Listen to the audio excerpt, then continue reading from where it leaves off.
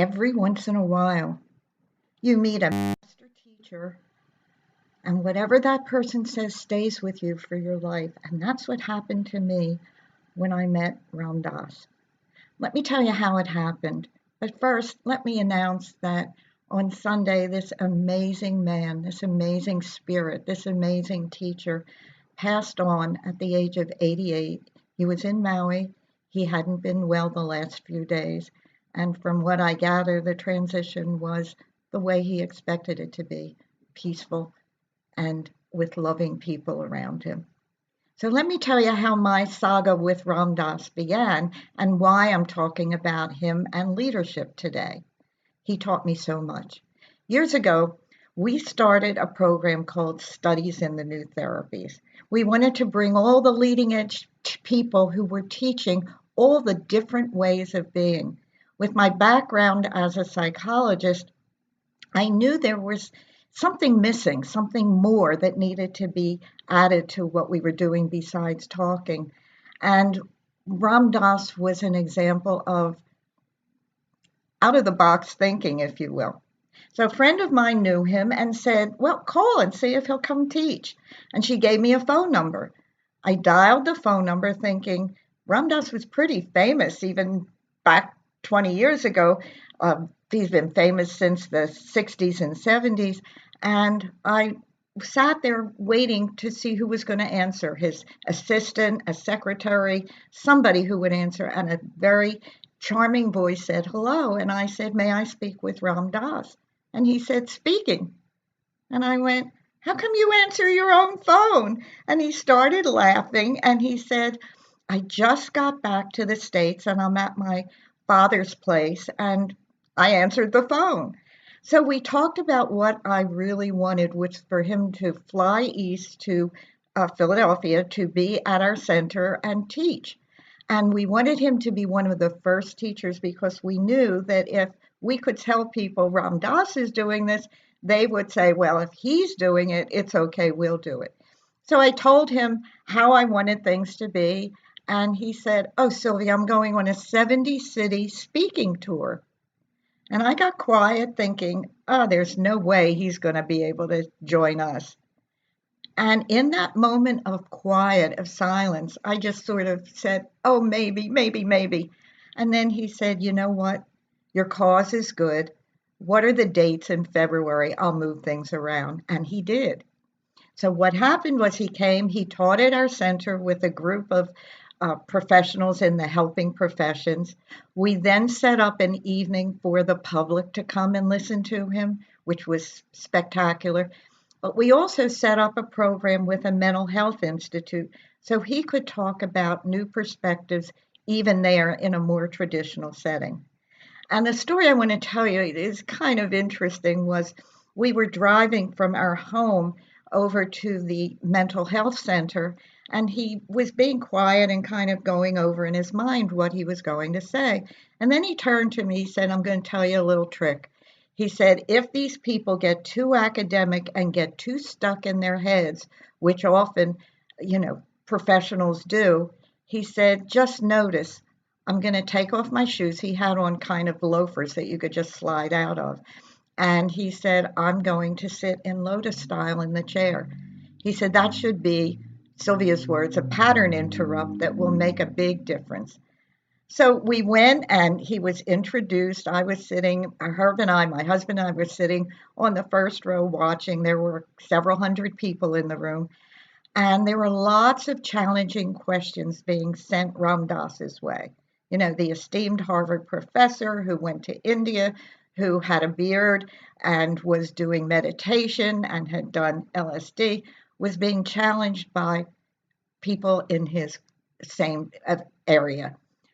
And at one point, one man kept challenging him, but that can't work, it can't work, meditation won't work, this won't work, that won't work. And Ram Dass just said very quietly, excuse me for a minute, took his shoes off and put his legs very gracefully on the chair, sitting in lotus position and said, okay, may we continue? And it was interesting because what it did was it shifted the mindset in the whole room.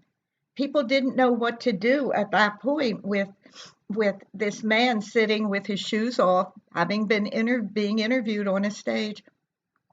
Something happened that made it more interesting, more creative, and more challenging. And when we left and we were driving in the car back to the house, he said, "So what do you think?" I said, "I think taking your shoes off was a big thing. It forced people into a new way of thinking." And that's one of the things I want to tell you about leadership. It's about taking risks. And what I learned from Ram Dass about overwhelm is don't go there. You take a deep breath, you let it out. You take another deep breath, you let it out. So overwhelm is something that you can control. You can control it with your body, with your mind, with your breath, with your mindset. And I watched him do that for 3 days. I watched him when people started to come at him. He was so charming and so much fun to be with. And the evening for me that was just miraculous is when we were back at our house and we were sitting, each of us had a glass of wine and we were just sitting chatting and we kept chatting. And knowing that my background was in working with families, he said, which now he has said many times, and I have it quoted, if you really want to see how enlightenment works, if you really want to see how enlightened you are, spend a week with your family. And I remember cracking up at that. And then we started sharing some stories. What was so amazing about Ram Dass was his honesty. He was a searcher for truth.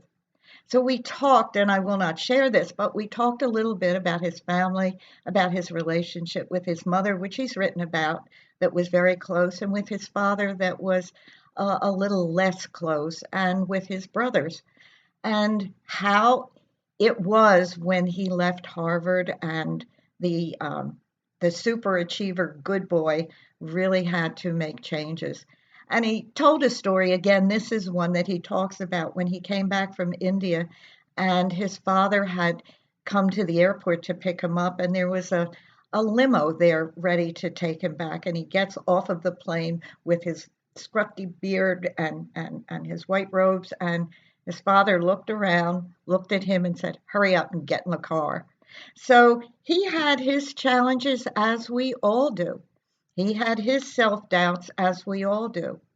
And as we talked when he was at our Studies in the New Therapies, which was the precursor to our Total Leadership Connections program, he was very honest and very clear about how the power of silence makes a difference, and how, as we move up to another level of consciousness, we begin to see things differently, and the power of unconditional love, the power of appreciating and loving everybody.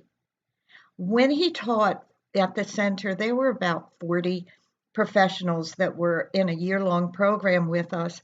And I can tell you that when the day was over, there was a peacefulness, there was a gentleness, there was a joyfulness, there was an acceptance.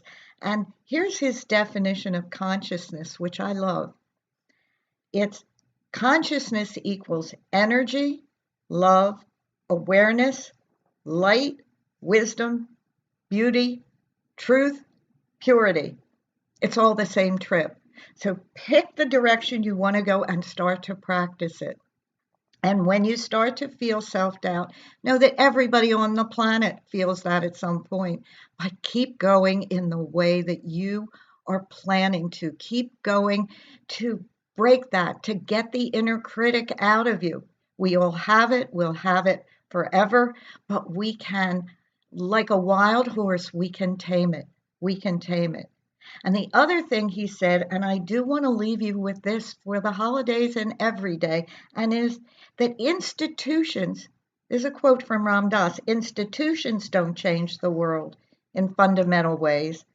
The way the world changes is heart to heart to heart by individuals, not institutions.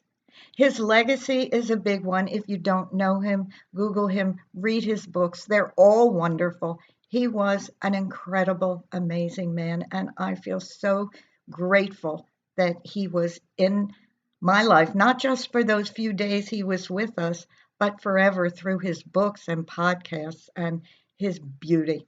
Thank you. Have a beautiful rest of the day. And remember, love is the way. Unconditional love as best you can. Thank you.